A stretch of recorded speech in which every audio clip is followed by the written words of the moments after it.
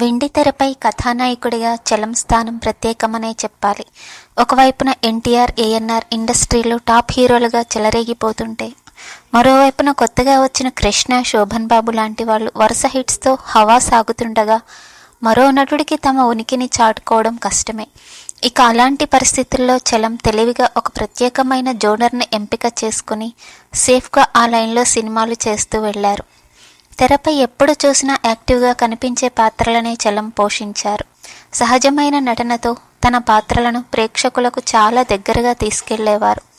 ఇక చలం వరుస సినిమాలతో ప్రేక్షకులకి మరింత దగ్గరయ్యారు. చలానికి కథనాలపై మంచి పట్టు ఉండడంతో సినిమాల ఎంపికపై దృష్టి పెట్టారు.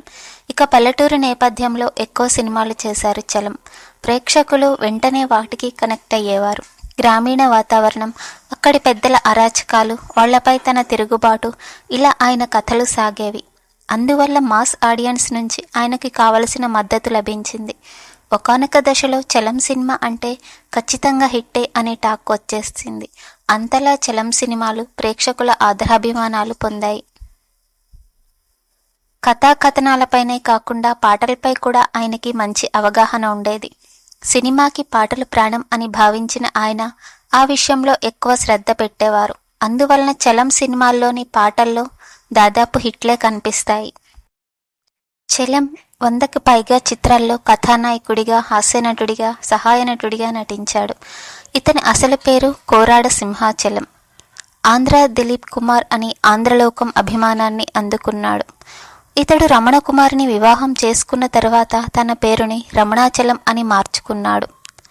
ఇతను మే 18, 1929లో జన్మించారు. దాసి సినిమా ద్వారా చలనచిత్ర రంగ ప్రవేశం చేశాడు.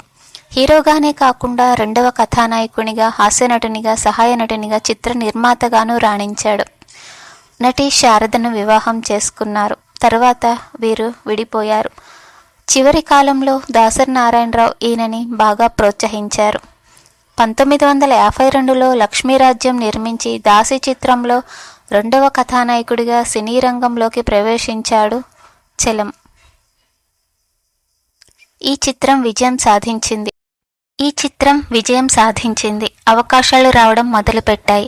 అమర్నాథ్ నిర్మించిన నా చెల్లెలు చిత్రంలో రెండో కథానాయకుడిగా నటించాడు. బబ్రువాహన చిత్రంలో ఎన్టీఆర్, కాంతారావు, ఎస్ వరలక్ష్మి, రాజసులోచన వంటి నటులతో టైటిల్ రోల్ పోషించాడు. సారంగధర చిత్రంలో ఎన్టీఆర్, భానుమతి, రంగారావు గారితో కలిసి నటించాడు.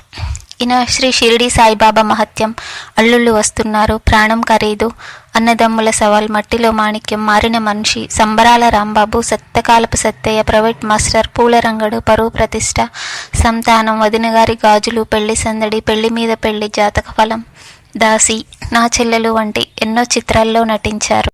ఎంతో సహజసిద్ధంగా నటిస్తూ ఎన్టీఆర్, అక్కినేని వంటి హీరోలకు ధీటుగా అప్పట్లో కెరియర్ కొనసాగించాడు. సెకండ్ హీరోగా, క్యారెక్టర్ ఆర్టిస్ట్గా 100లకు పైగా సినిమాలు నటించాడు.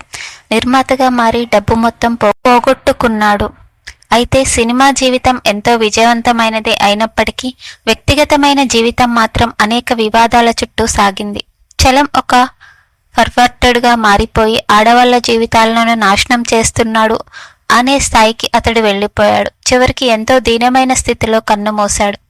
చలం జీవితంలో మొత్తం 3 ఆడవాళ్లకు స్థానం ఉండగా ముగ్గురితోనూ అనేక వివాదాలను ఎదుర్కొన్నాడు. కెరియర్ మొదలుపెట్టిన కొన్ని రోజులకే రమణకుమారి అనే మహిళను పెళ్లి చేసుకోగా ఆమె పేరులోని సగాన్ని తన పేరుకి జోడించుకుని రమణాచలంగా సినిమా ఇండస్ట్రీలో కంటిన్యూ అయ్యాడు.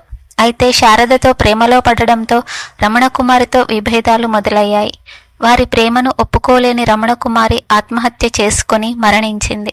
అలా మొట్టమొదటిసారి అతని గురించి సినిమా ఇండస్ట్రీ కాకుండా సొసైటీ చెడుగా మాట్లాడుకోవడం మొదలుపెట్టింది. ఎంత వేధిస్తే ఆమె చనిపోయిందో అని అప్పట్లో అందరూ వారి గురించి అనుకున్నారు. శారదని కూడా తిట్టిపోసుకున్నారు. ఆ తర్వాత అతడికి కెరియర్ కూడా నెమ్మదించడం మొదలుపెట్టింది. 1-2-3 శారదను కూడా పెళ్లి చేసుకున్నాడు. అయితే పెళ్ళయ్యాక కానీ శారదకు విషయం అర్థం కాలేదు. ఆమె సినిమాల్లో బిజీగా ఉంటూ డబ్బులు సంపాదిస్తే వాటిని ఖర్చు పెట్టడానికే చలం ఉండేవాడు. ఇక అతడి వేధింపులను భరించలేక ఇంట్లో నుంచి చెప్పకుండా వెళ్ళిపోయి అతడికి విడాకులు ఇచ్చింది. ఆ తర్వాత మలయాళంలో ఒక డాన్సర్తో సహజీవనం చేశాడు. సరిగ్గా చనిపోవడానికి నెల ముందు పూర్తిస్థాయి సైకోగా మారిపోయాడు. ఎంతలా అంటే నిద్రపోతున్న ఆ డాన్సర్ వీపుపై రుబ్బురోలు పడేయడంతో ఆమె వెన్నుపూస విరిగిపోయింది. ఆ తర్వాత నెల వ్యవధిలోనే చలం కూడా కన్ను మూశారు. అద్దాల మేడ సినిమాను మద్రాస్ నగరానికి చాలా దూరంగా షూట్ చేస్తున్నామని, కేవీ చలం కూడా అందులో నటిస్తున్నారని, మాతో పాటు ఆయన రెగ్యులర్గా షూటింగ్లో పాల్గొనేవాడని మురళీమోహన్ తెలిపారు. ఓ రోజున చలం రాలేదని, వేరే షూటింగ్ ఉందని కూడా చెప్పలేదని, దాసరికి అనుమానం వచ్చి మిగిలిన లొకేషన్లలో అడిగి చూశామని, ఇంటికి ఫోన్ చేస్తే రాత్రి షూటింగ్కే బయలుదేరారని చెప్పారని ఆయన వెల్లడించారు. రాత్రి చలం గురించే అందరం కూర్చుని మాట్లాడుకున్నామని, ఇంతలో ఓ వ్యక్తి వచ్చి రైల్వే ట్రాక్ పక్కన ఓ డెడ్ బాడీ కనిపించిందని, చూస్తే గుర్ఖాలాగా ఉన్నాడని చెప్పాడని మురళీమోహన్ తెలిపారు. దీంతో తాము చలం ఇంటికి ఫోన్ చేసి రాత్రి ఏ బట్టలు వేసుకున్నాడని అడిగితే ఖాకీ బట్టలు, సఫారీ వేసుకుని బయలుదేరారని చెప్పడంతో అనుమానం వచ్చిందన్నారు. బాడీ రైల్వే స్టేషన్ దగ్గర ఉన్న ఓ హాస్పిటల్లో పెట్టారని, అప్పుడు రాత్రి వేళ తాను మోహన్ బాబు ఇద్దరం కలిసి ఆసుపత్రి వాళ్లను మేనేజ్ చేసి డెడ్ బాడీ చూస్తే చలానిదేనని